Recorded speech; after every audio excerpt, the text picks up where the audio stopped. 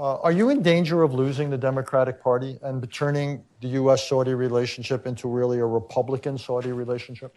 No. Our relationship has been bipartisan since the time King Abdulaziz met with Roosevelt in Valentine's Day 1945 at the Great Bitter Lake of Egypt. It's survived the coming and going of breaking of many storms. Every decade it gets stronger and broader and deeper because our interests are so aligned. With all due respect to Vice President Biden, is the answer of stopping Saudi Arabia's involvement in Yemen, sending 20,000 American troops to protect the borders of Saudi Arabia and 25% of the world's oil, and the American taxpayer gets to pay for it? Is it in America's interest to have American forces fighting against Iranian-backed militias in Yemen? We're doing it. We should be supported, not criticized.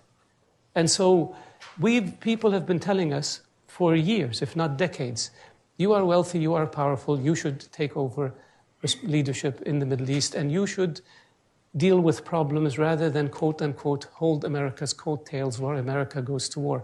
Now that we're leading, people are saying, what are you doing? What are you doing? So if you want us to lead, support us. And if you want to lead, by all means, go ahead, we'll support you. The war in Yemen is a terrible situation that we didn't bring on, that we went in to defend Yemen. The fact that it lasted 4 years is tragic, but your war in Afghanistan lasted almost 19 years. Your war against Al-Qaeda in Syria lasted 5 or 6 years.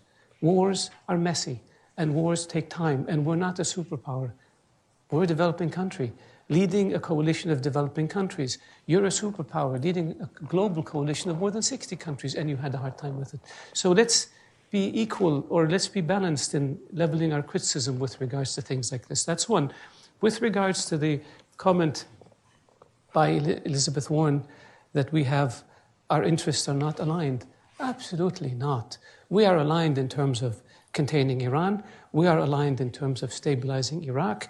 We are aligned in terms of ending the conflict in Syria. We are aligned in terms of pushing back against Hezbollah in Lebanon. We are aligned in terms of trying to bring peace between Israelis and Arabs. We are aligned in terms of supporting Egypt. We are aligned in supporting Sudan. We are aligned in stabilizing the Red Sea region. We are aligned in fighting the G5, the Boko Haram in the G5 countries. We are aligned in trying to stabilize Libya. We are aligned in trying to stabilize Afghanistan. We are aligned in trying to calm the tensions between Pakistan and India. We are aligned in terms of balancing oil markets. We are aligned in terms of balancing financial markets. We are aligned in terms of promoting trade.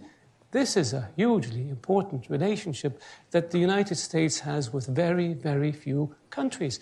And so for people to use us in terms of campaigns is one thing. I mean, I've been in the US since I was 16.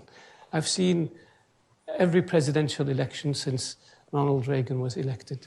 And it seems to me that what happens in the campaign doesn't necessarily reflect what happens once people are in office. And in campaigns, Prince Bandar used to call it the silly season. So people say lots of things, and you just have to deal with it. But when they come into office and they see the reality of the relationship and the importance of the relationship, then the attitude becomes much more measured.